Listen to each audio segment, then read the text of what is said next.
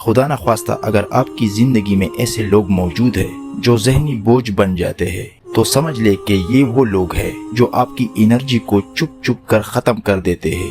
انہیں سمپل الفاظوں میں انرجی سکرز یا انرجی ویمپائرز بھی کہا جاتا ہے۔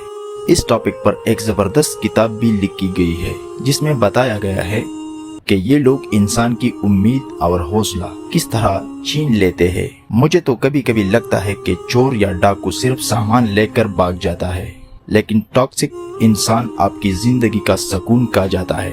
یہ آپ کا وقت، آپ کے ریسورسز اور آپ کی انرجی کو اس طرح چوس لیتے ہیں کہ بندہ اندر سے خالی محسوس کرتا ہے۔ ٹاکسک لوگ ہوتے کیسے ہیں؟ ان کی قسمیں کیا ہوتی ہے؟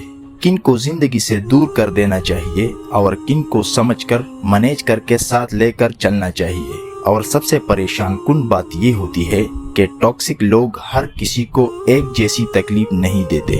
کچھ لوگ ایسے ہوتے ہیں جو صرف شکایت کرتے ہیں، کچھ ہمیشہ نیگیٹو سوچتے ہیں، کچھ ہر وقت تنقید کرتے رہتے ہیں، اور کچھ لوگ آپ کے سپنوں اور کانفیڈنس کو دھیرے دھیرے توڑ دیتے ہیں۔ یہ لوگ آپ کو ایموشنلی، مینٹلی اور کبھی کبھی فائنینشلی بھی ایگزاسٹ کر دیتے ہیں۔ لیکن اچھی بات یہ ہے کہ انسان ان چیزوں کو سمجھ کر اپنی زندگی کو بہتر بنا سکتا ہے۔ ضروری یہ ہے کہ پہچانا جائے کہ کون سا انسان آپ کے لیے ڈینجر سائن ہے اور کون سا بندہ صرف مس انڈرسٹینڈنگ کی وجہ سے مشکل لگتا ہے۔ ہر ٹاکسک انسان کو زندگی سے نکالنا ضروری نہیں ہوتا۔